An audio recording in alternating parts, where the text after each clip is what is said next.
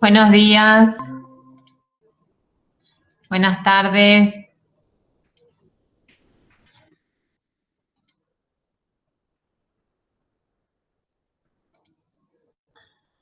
Estoy tratando de encender la cámara. No sé si es una cuestión mía. ¿Me dan 2 segundos? Ahí está. Ahí está. ¿Cómo les va? Buenas tardes. Hola Walter, buenas tardes. ¿Me escuchan bien? Si me pueden confirmar si me oyen o tengo que ponerme el micrófono.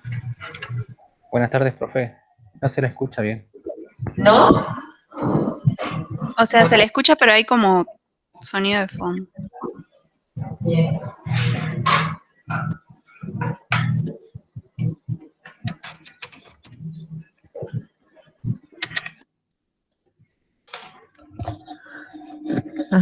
Allí un poco mejor.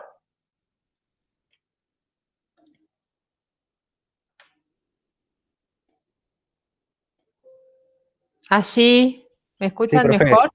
ahí se escucha perfecto. Ah, buenísimo. Bueno, buenas tardes a todos, espero que estén muy bien. Eh, Ahí se están incorporando más compañeros. ¿Cómo les va? Bueno, hoy una tarde muy fría. La verdad, estos días están así como bastante fresquitos. Hola Gabriela, ¿cómo les va?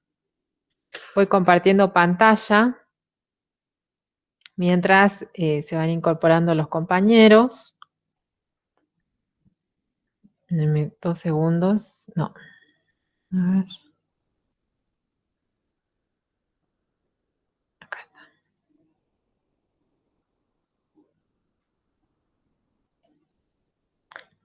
No.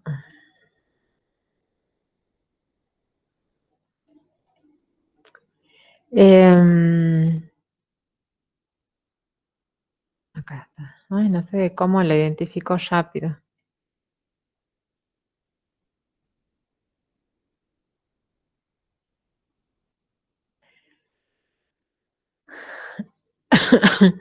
Bien. En nuestra clase, antes de comenzar con el trabajo, ¿pudieron avanzar con el trabajo práctico? ¿Hubo alguna dificultad? ¿Está más o menos presentado?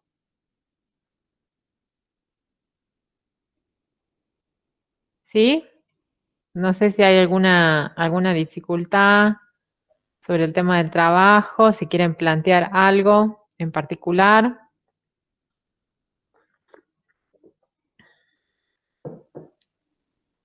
Bueno, sí, no sé si alguien iba a tomar la palabra porque no los estoy mirando, estoy proyectando pantalla y no los estoy mirando. Profe, lo único que... La dificultad que yo encontré a la hora de realizar el trabajo práctico, en especial el punto número 2, era que cuando yo quería analizar, por ejemplo, una dimensión subjetiva, es como que no podía hacerlo por separados, aislarlo de todo, porque Bien. sí o sí hay que aludir a otra, no sé, como que está todo muy unido y ahí me compliqué, pero de la forma que lo hice Muy creo bien. que quedó bien. Lo que dice Matías es un aporte muy interesante cuando él dice, bueno, es difícil separar, ¿no? Bueno, fíjense que no sé si a todos les pasó o hay alguien que tuvo esa, no es una dificultad, más bien, digamos, forma parte de ese proceso de análisis. No sé si alguien más coincide con lo que señala Matías. Y es muy interesante, digo, lo que dice Matías, ¿por qué? Porque cuando nosotros pensamos el aprendizaje y al sujeto, ¿no? Cuando decíamos que el sujeto se constituye en una trama, ¿no? Que el sujeto emerge de una trama, nos estamos refiriendo, ¿no? Justamente a la trama pensada como una metáfora, ¿no? La trama, por ejemplo, de una tela, ¿no? Una trama compuesta por hilos que se entrecruzan, ¿no? Eh, Fíjense cuando yo les digo, bueno, los sujetos y el aprendizaje se constituyen o emergen de esa trama, ¿no? Justamente pasa esto, es difícil separar, ¿no? Digamos, en una cuestión analítica, nosotros podemos decir, bueno, hay dimensiones de este tipo, dimensiones de este otro tipo, dimensiones educativas, sociales, políticas, pero pasa esto lo que dice Matías. Digamos, ¿cómo dar cuenta de la subjetividad de las personas si esa subjetividad es producto de esa trama? Es decir, lo que nosotros pensamos, lo que nosotros sentimos, lo que nosotros decimos, es producto de lo que estamos viviendo, de nuestras experiencias de aprendizaje que se constituyen en este momento, ¿no? Entonces, señalaba como algunos aspectos de esa dimensión subjetiva, por ejemplo, los intereses, ¿no? ¿Cuáles serían los intereses para Carlos?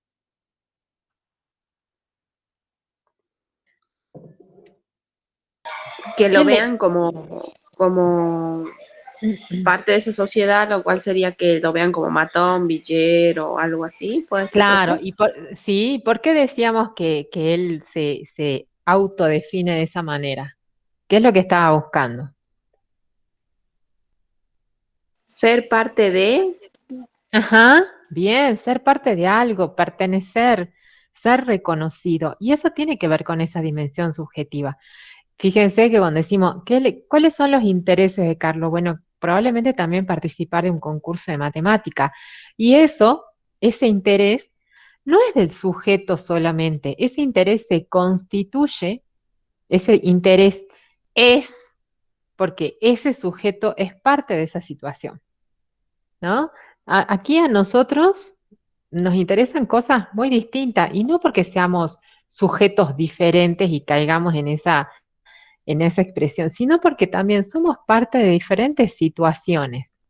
¿Cómo convergemos en este espacio común que tiene que ver con una carrera de biología? Bueno, ¿por qué a cada uno de nosotros nos ha interesado un campo como la biología? Y habría que recuperar esas experiencias, ¿no? Probablemente otras personas, probablemente el contexto familiar, probablemente experiencias de aprendizaje en la escuela secundaria, probablemente, digamos, muchísimas escenas que nos pueden remitir a cuál fue ese origen de nuestros intereses. ¿Se ve? Por eso cuando nosotros decimos lo intrínseco y lo extrínseco, eso es un error desde el punto de vista del aprendizaje de la complejidad, digamos, es reducir lo complejo que hay, porque no es una cuestión, no se puede separar, como dice bien Matías, lo interno, ¿no? Individual, solito, que le pasa al sujeto como si viviera en una burbuja, de lo que pasa afuera. Es decir, y ese afuera es el contexto en el cual el sujeto es. Carlos no podría tener esos intereses, no los podría haber construido si no ha sido parte de esas situaciones de aprendizaje. ¿Sí? Si no habría participado en concursos, que a él lo que le permite decir que le interesan esos concursos de matemática, si no ha vivido estas situaciones de violencia en las cuales Carlos, digamos, se siente que forma parte de un grupo social porque en otras experiencias se siente excluido. ¿Se ve? Entonces, está bien lo que dice Matías por un lado, en este sentido en que, y esto tiene que ver con esta construcción de esta idea de que los sujetos y el aprendizaje se constituyen en una trama, ¿no? Una trama social, política, económica, ideológica, curricular, educativa, dimensiones diversas que están interviniendo, ¿sí? Eh, y cómo no se puede separar, ¿no? Muchas veces esta subjetividad, porque esa subjetividad es en esa trama, ¿sí? Y lo otro cuando nosotros enunciamos estos aspectos subjetivos, podemos hacer referencia a los intereses, ¿sí? A las motivaciones, ¿no? ¿Qué es lo que le motiva a Carlos? A las expectativas, ¿qué es lo que espera Carlos? ¿No? A las expectativas, a los intereses, a las representaciones. ¿Qué, para Carlos, qué es la escuela? ¿Qué es la educación? ¿Qué significa su barrio? ¿Qué son los profesores? ¿No? Estas representaciones que cada uno de nosotros tenemos y nos hacemos de las cosas, ¿sí? Nosotros aprendemos a representarnos la realidad. Por ejemplo, para nosotros, ¿qué es la universidad? ¿Qué es nuestra carrera? ¿Qué son cada una de las materias? ¿Sí? Son representaciones que muchas las aprendemos implícitamente acerca de lo que otros dicen, ¿sí? A veces no somos conscientes de estas representaciones y otras tantas sí somos conscientes, ¿sí?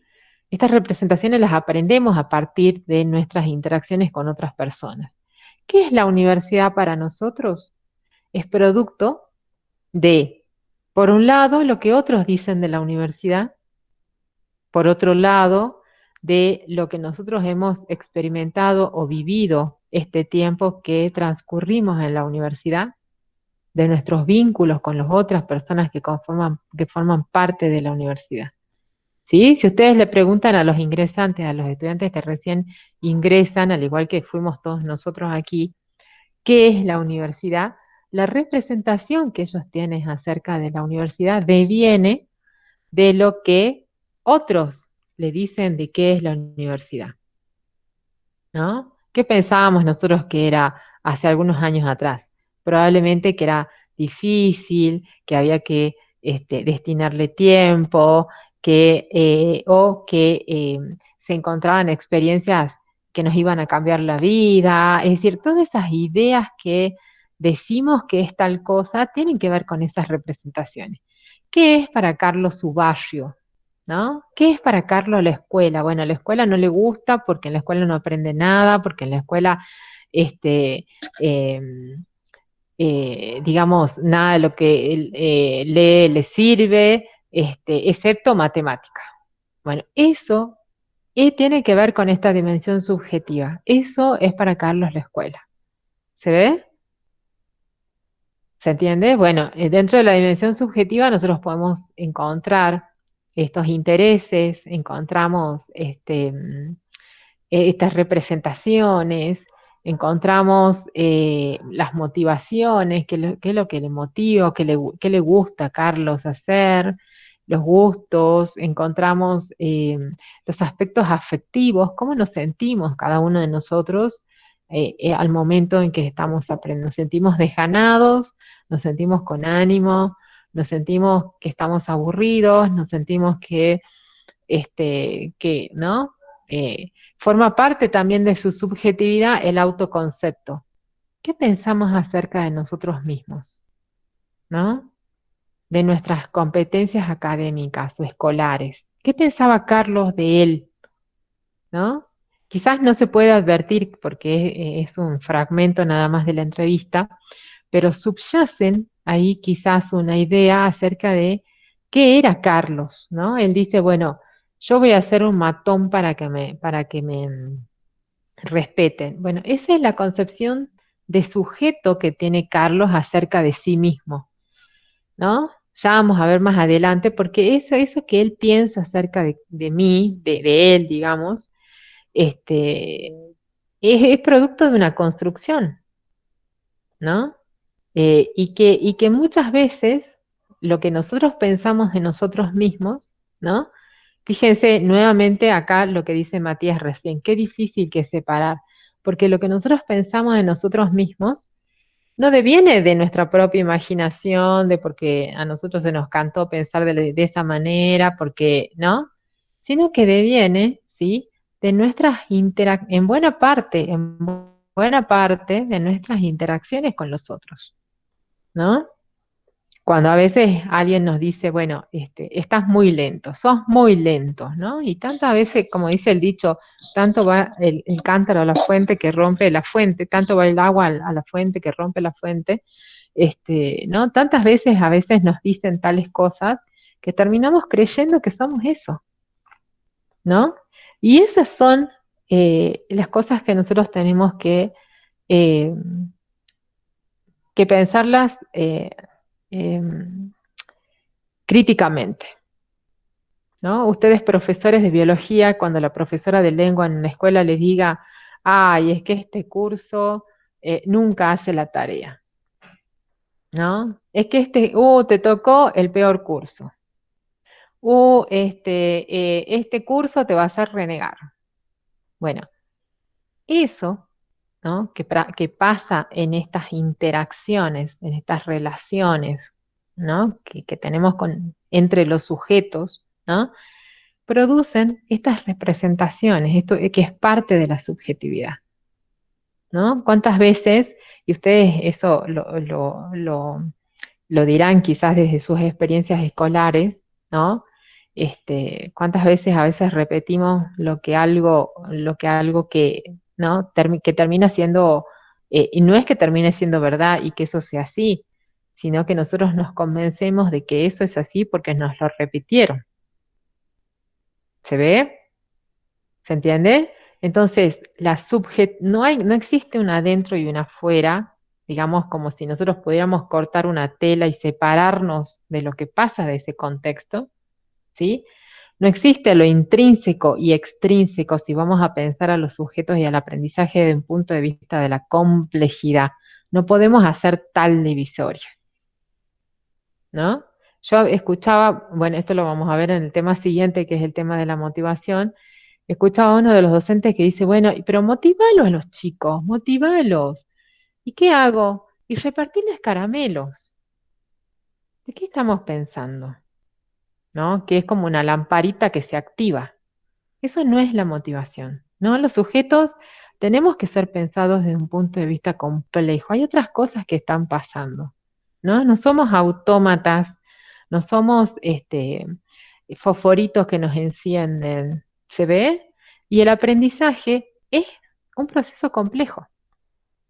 Es un proceso en el que, como ustedes han visto en la situación de Carlos, intervienen una multiplicidad de dimensiones, una multiplicidad de aspectos entre los cuales lo que pasa en la enseñanza es uno de tantas otras dimensiones que intervienen.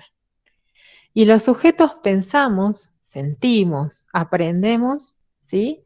En función de esa diversidad de dimensiones que están interviniendo. ¿De qué nos sirve a nosotros aprender que el aprendizaje es multidimensional? ¿De qué nos sirve? Porque no vamos a caer en una mirada reduccionista, ¿no? Pensando de que si, por ejemplo, yo enseño, el otro va a aprender. Tampoco vamos a caer en una mirada reduccionista pensando que si a ese sujeto tiene una dificultad, esa dificultad es del sujeto, yo voy a seguir haciendo la mía. No, algo pasa. Algo como docentes nos tiene que interrogar para mejorar nuestras prácticas pedagógicas, ¿sí? Poder mirar la multiplicidad de dimensiones nos va a permitir generar más propuestas de intervención, ¿no? Fíjense lo que ustedes me decían respecto de Carlos la semana pasada. Bueno, podemos hacer esto, podemos hacer este otro, ¿por qué? Pero ¿por qué nos salen todas esas ideas? Porque identificamos las dimensiones, qué aspectos están interviniendo para que Carlos se sienta a la orilla del curso, ¿no? Esté pensando en la otra esquina y no esté integrado, ¿no? Él ha sido excluido de un espacio social que es su barrio, ha sido excluido de su familia, ha sido excluido de muchos espacios sociales. Y la escuela, ¿no? De algunos espacios curriculares también está siendo excluido. ¿Se ve? Entonces, muchas veces, bueno, ¿cuántos tantos Carlos hay que quizás no en esas situaciones tan extremas, así, pero pasa que a veces no se aprende, no porque no se quiera, no porque no se pueda, no porque no tengamos las competencias, sino porque están pasando otras cosas, Y entonces tenemos que mirar, analizar, reflexionar sobre cuál es la situación. ¿Se entiende? Bueno, perdón, más o menos. Así que está muy bien lo que dice Matías recién. Así, digamos, está muy bien que haya sido difícil esa idea de no poder separar, porque lo que estamos haciendo es un ejercicio de mirar de que ahí hay una trama. Carlos es Carlos y le pasan cosas y piensa de una manera y siente y aprende porque la trama en la cual Carlos es tiene esas características y esas particularidades. ¿Se ve? Bien. ¿Está más o menos? Bien. Vinculado un poco a esta idea de subjetividad y vinculado a esta idea del aprendizaje como un proceso complejo, traigo para compartir hoy un concepto muy importante que es el concepto de trayectorias educativas. Perdón, estoy tomando un tecito porque estaba heladísima. Y la pregunta es, ¿de qué vamos a hablar? ¿Qué serían las trayectorias educativas? Vamos a hablar de trayectorias escolares y qué incidencia tiene este concepto de trayectorias en la subjetividad. ¿Sí? Nosotros cuando pensamos en el concepto de trayectoria escolar, ¿qué sería la trayectoria escolar y si existe alguna diferencia con el concepto de trayectoria educativa? La escuela, ¿sí? Como un espacio, ¿no? Eh, eh, es un espacio de posibilidades, en un espacio donde se cercenan o se cierran determinadas oportunidades.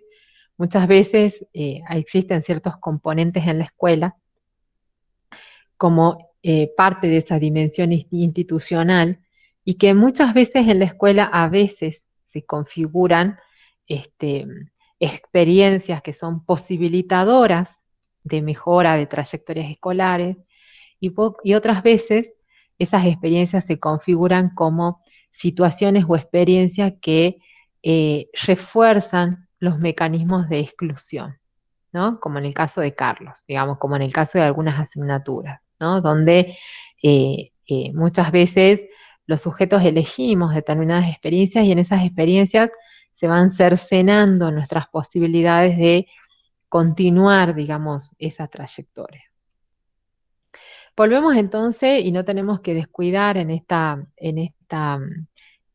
mención del concepto de trayectoria escolar, el concepto de aprendizaje desde un punto de vista complejo. ¿Por qué? Porque pensando que nosotros aprendemos la cultura, ¿sí? Y cuando aprendemos la cultura, multiplicidad de dimensiones están interviniendo en este aprendizaje. Por ejemplo, un ejemplo de un aprendizaje en el contexto familiar, ¿sí? Cuando aprendemos determinados hábitos, ¿no? Cepillarnos los dientes, lavarnos la cara, las manos, asearnos, aprender a hacer determinados hábitos sociales, ¿sí? Fíjense que nosotros esos aprendizajes los realizamos en un contexto particular. Ese contexto no tiene una enseñanza intencional, ¿no? Sino que nosotros somos parte de un ámbito de socialización donde se suceden una diversidad de aprendizajes que, en este caso, la mamá o el papá consideran que son los más importantes, ¿no? Entonces, fíjense que los papás también hacen un recorte de la cultura, que se enseñan, digamos, a los hijos sobre determinadas cuestiones, ¿no? Pensando en este caso en determinados hábitos, en determinadas formas de normas sociales o vínculos sociales, ¿no? El tema del salud, etcétera, etcétera. Ahí sí hay una dimensión, digamos, institucional que es la familia, ¿sí?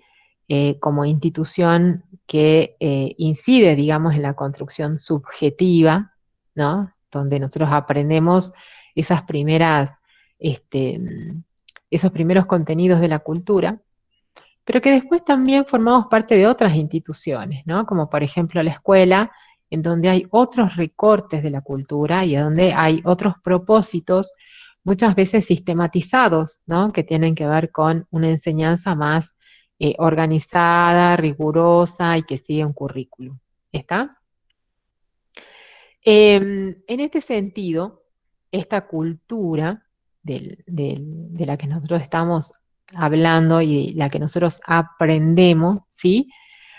No es que no nos ubica en un lugar pasivo, ¿no? Sino que en la medida en que nosotros aprendemos esos contenidos de la cultura, nosotros la vamos subjetivando, dijimos, ¿no? Es decir, aprender la cultura nos va transformando en sujetos parte de una sociedad, ¿sí? Lo que nosotros vamos aprendiendo, ¿sí? A medida que van pasando los años, a medida que va transcurriendo nuestra vida, ¿sí? Nos va transformando como sujetos, ¿sí? Nosotros nos vamos apropiando de esos significados de la cultura y esos significados de la cultura nos van transformando como sujetos, ¿sí? Nos vamos em, construyendo en función de diferentes contextos de socialización, ¿sí? Eh, y lo que nosotros aprendemos no es una copia, ¿no? De la realidad o de ese contexto, sino que nosotros recreamos, reelaboramos esos significados culturales, ¿no? Los vamos haciendo nuestro. Y para ello, digamos, participamos de diferentes experiencias. Este recorrido que nosotros vamos realizando a lo largo de nuestra vida, ¿sí? Y a lo largo de nuestras experiencias en diferentes instituciones, una de las autoras que nos aporta en esta oportunidad es Flavia Terici, para pensar dos conceptos importantes que van a ilustrar este recorrido que nosotros realizamos por diferentes instituciones educativas, que es el concepto de trayectoria educativa por sobre el concepto de trayectoria escolar, ¿no? Flavia Terici señala que el concepto de trayectoria educativa es un concepto mucho más amplio que el concepto de trayectoria escolar. ¿De qué hablamos cuando hablamos de trayectoria? Cuando hablamos de trayectoria nos referimos a ese recorrido, ¿no? Que cada uno de los sujetos hacemos por diferentes experiencias educativas. Ojo que no estoy diciendo escolares, estoy diciendo experiencias educativas, ¿sí? Experiencias en las que nosotros aprendemos la cultura. Desde que nosotros nacemos, vamos realizando recorridos por diferentes espacios sociales, por diferentes instituciones, ¿sí? En la que vivenciamos, ¿sí? Diferentes experiencias. Ese recorrido que nosotros realizamos, ¿sí? Sería esa trayectoria educativa, ¿sí? Nosotros en nuestro recorrido, a lo largo de nuestra vida, vamos aprendiendo la cultura y vamos formando parte de diferentes instituciones educativas, ¿sí? La familia es una institución educativa, el club es una institución educativa, eh, bueno, no sé si alguien acá fue a aprender danzas, sí, también es una institución educativa, es decir, los espacios sociales en los que nosotros vamos aprendiendo la cultura. Y decimos que es un concepto amplio, el concepto de trayectoria educativa, es un concepto más amplio que el concepto de trayectoria escolar, porque el concepto de trayectoria escolar se refiere al recorrido que nosotros realizamos por la escuela. Es decir, si yo digo, bueno, ¿cuál fue su trayectoria escolar? Ustedes van a pensar en ese recorrido que han realizado por la escuela, desde el jardín de infantes, luego pasando por los primeros grados, por los grados de la primaria, luego por los grados de la secundaria y por último en la universidad, ¿no? Para Flavia Terici, ese recorrido por la escuela es un recorrido importante, pero que no ilustra, digamos, todas las trayectorias, todo lo que nosotros hemos construido a lo largo de nuestra vida. Es decir, nosotros como sujetos no somos solamente alumnos, sino que nosotros como sujetos somos sujetos culturales y sociales, pertenecemos a una sociedad. Y desde que nacemos vamos realizando recorridos por diferentes espacios sociales. Cuando vamos a la escuela, no vamos sin nada en la cabecita, ¿no? Cuando vamos a la escuela, ya hemos aprendido muchísimas otras cosas que forman parte de la cultura y que llegamos a la escuela con esos saberes, ¿no? Con esos conocimientos, con esas destrezas, con esas habilidades. ¿Está? En la escuela aprendemos otros conocimientos, habilidades, pero nosotros como sujetos culturales tenemos un recorrido más amplio, que es lo que nos hace sujetos de una cultura. ¿Se entiende? Digamos, nosotros no somos solamente alumnos, digamos, somos sujetos que en la escuela cumplimos un rol que es el de ser estudiantes, o el de ser profesores, o el de ser especialistas, o el de ser directores, ¿sí? La institución, la escuela, nos da un rol, pero ese rol, digamos, no excede el concepto de sujeto. ¿Se entiende? ¿Por qué es importante esta diferencia?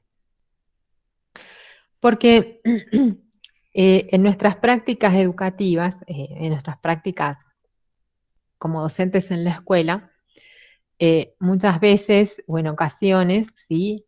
Cuando planificamos, cuando organizamos nuestra enseñanza, lo organizamos muchas veces dejando de lado, ¿no? Estos otros saberes que muchos estudiantes disponen y que que son aprendizajes que han sido construidos en otros espacios sociales. ¿Está?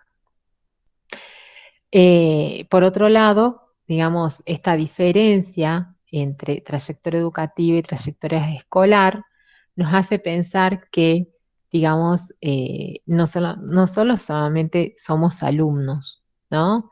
Detrás de nosotros, detrás de ese rol, hay saberes, hay ideas previas, hay intereses, hay representaciones que nos constituyen como sujetos parte, digamos, de una cultura.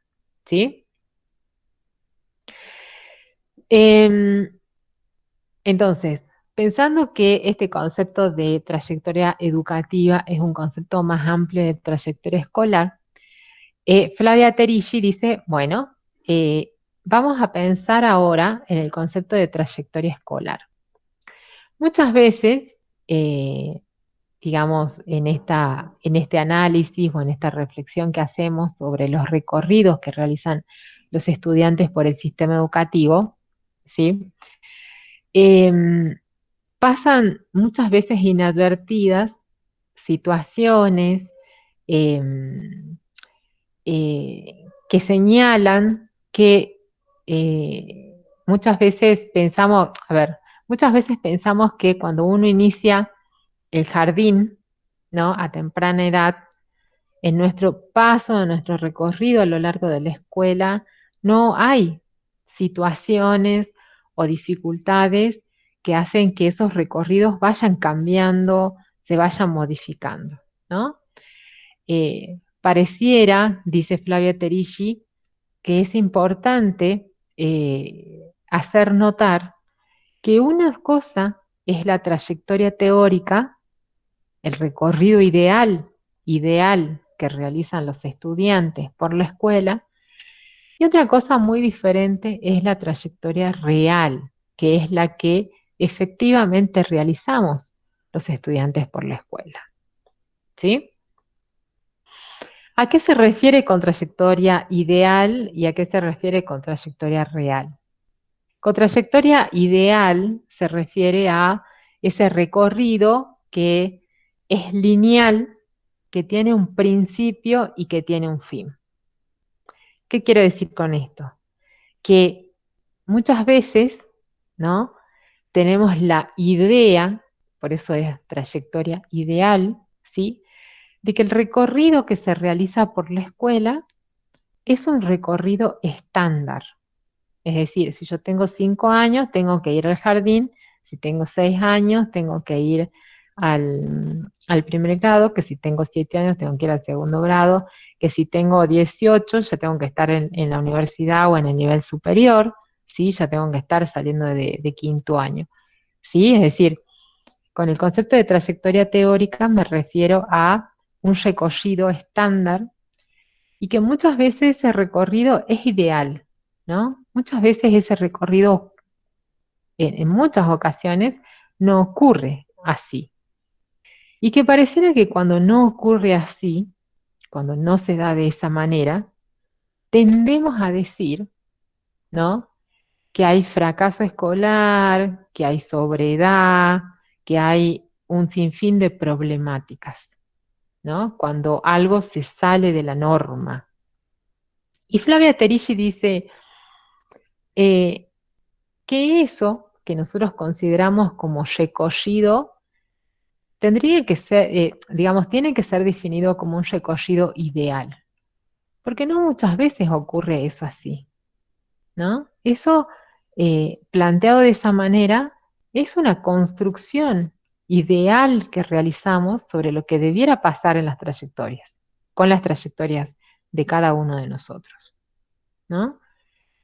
Esto de pensar de que si hacemos las materias del primer año tenemos que estar en primer año, que si hacemos la materia del segundo año tenemos en segundo año, que si hacemos las materias del tercer año tenemos que estar, ¿se entiende? Digamos, hay como una suerte de linealidad, ¿no? Hay como una suerte de correspondencia entre una cuestión etaria, ¿no? Y los niveles que plantea el sistema educativo. Si bien nosotros tenemos que tender, dice Flavia Terici, a favorecer, ¿no? La continuidad de las trayectorias, tenemos que pensar también que existe una diferencia entre aquellos que pensamos que debería ser algo, es decir, esta idea, ¿no? Y lo que realmente es. Flavia Terici señala que es importante pensar en las trayectorias reales, es decir, en esos recorridos que cada uno realizamos por el sistema educativo, porque esos recorridos son los que efectivamente sucede, porque esos recorridos dan cuenta, ¿no? De las particularidades del sistema educativo, ¿sí? Porque esos recorridos son los que expresan muchas veces las discontinuidades, ¿no? Y que esas discontinuidades no son culpa del sujeto, sino que tienen que ver con la forma en que las instituciones han configurado el paso de los sujetos por ejemplo, por una carrera. ¿Se entiende lo que estoy señalando? ¿Sí? Flavia Terici presta atención muchas veces, no muchas veces, digamos, apuesta a la comprensión de las trayectorias reales, ¿no? Porque las trayectorias reales expresan realmente los recorridos que cada uno de los sujetos realizamos por la escuela. ¿A qué se refiere con trayectorias reales? Se refiere a muchas veces situaciones, ¿no? Sobre cómo atravesamos cómo atravesamos o cómo vivimos, cómo experimentamos la escuela. Muchas veces en la escuela hay situaciones de abandono. Esa es una situación real, no es una situación ideal.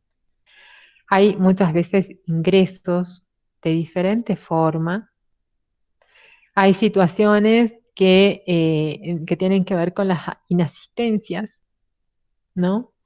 Hay situaciones de repitencia, porque el mismo sistema no plantea otras formas de, de- de cursado, ¿no? Fíjense que ahí no es una cuestión del sujeto, sino probablemente tiene que ver con cómo está configurado el sistema educativo, ¿sí? Eh, cada uno de nosotros, digamos, ha pasado la escuela, ha pasado el jardín, ha pasado y pasa en este momento la universidad, y que lo que nos pasa en ese recorrido son situaciones reales, ¿no? Por ejemplo, en este momento desde el año pasado, cuando estábamos en la pandemia, las dificultades de acceso, ¿no? A los encuentros, las dificultades de conexión, o en la presencialidad misma, las dificultades que quizás hay respecto de los accesos a las clases, las dificultades que hay respecto de los accesos a los materiales, ¿no? A las cuestiones, a las clases prácticas, ¿se ve? ¿Sí? Otro ejemplo, dice Flavia Terici, cuando, por ejemplo, un estudiante egresa al nivel secundario. ¿Quién garantiza el paso del estudiante del nivel secundario a la universidad o a otro nivel educativo, ¿no? Al nivel superior? ¿Está? Piensen en cómo fue el ingreso de ustedes a la universidad. Digamos, si no hay una familia, ¿no? U otras personas que están orientando, que están ayudando en que ustedes se vinculen con otra institución. Flavia Tedici, bueno, dice, ¿cómo se garantiza la continuidad educativa?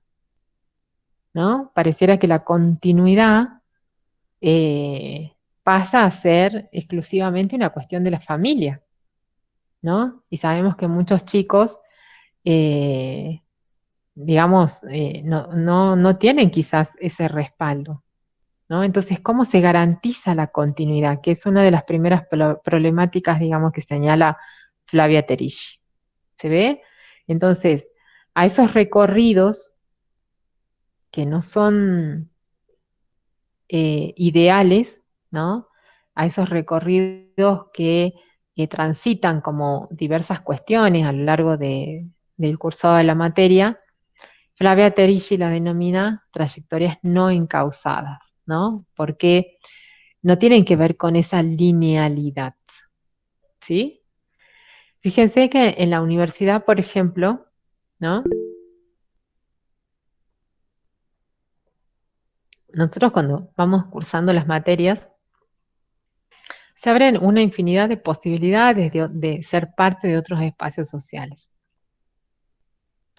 Ascripciones, proyectos de investigación, becas, pasantías, ayudantías, experiencias en centros de estudiantes, en comisiones de trabajo, ¿no? Hay una diversidad de espacios por la que transcurrimos, ¿no?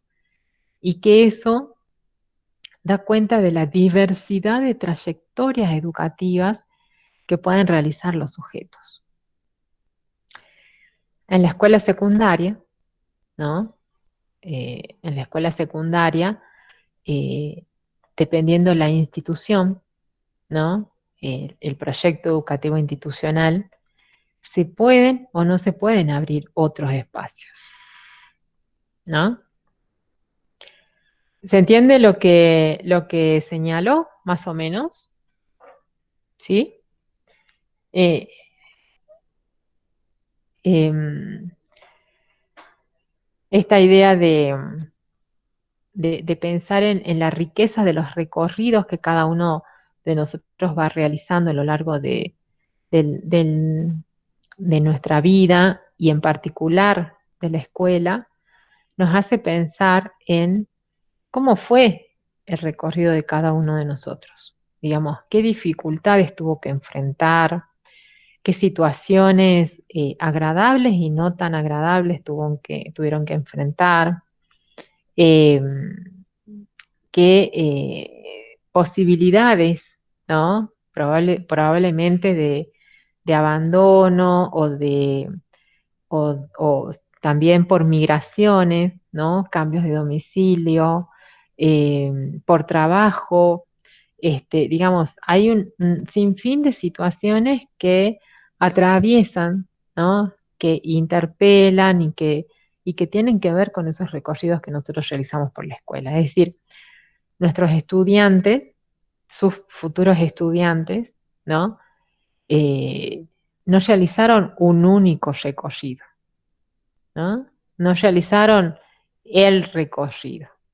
Hay una multiplicidad de recorridos diferentes, ¿no? La forma en con que, en la forma también en cómo cada una ha vivido la escuela, ¿no? Ha experimentado en términos de experiencia, no de experimento, decía, ha vivenciado la escuela, tiene que ver con ese recorrido, ¿no? ¿Cómo fue ese recorrido? ¿Qué experiencias recuerdan ustedes, por ejemplo, de la secundaria, ¿no? Eh, ¿Qué docentes las generaron, ¿no? ¿Qué hizo posible esas experiencias? ¿Se ve? Entonces, Flavia Terici, el aporte que nos hace es pensar, fíjense, y a partir de este concepto también estamos pensando y abriendo un poco más eh, la idea de diversidad o pensar las trayectorias en términos de pluralidad, ¿no? Estamos como abriendo más esta idea del concepto de aprendizaje como proceso complejo. Porque lo que van aprendiendo las personas, los sujetos en esos recorridos que cada uno de los sujetos realiza por la escuela, también son diversos, ¿no? También son múltiples, también son abiertos.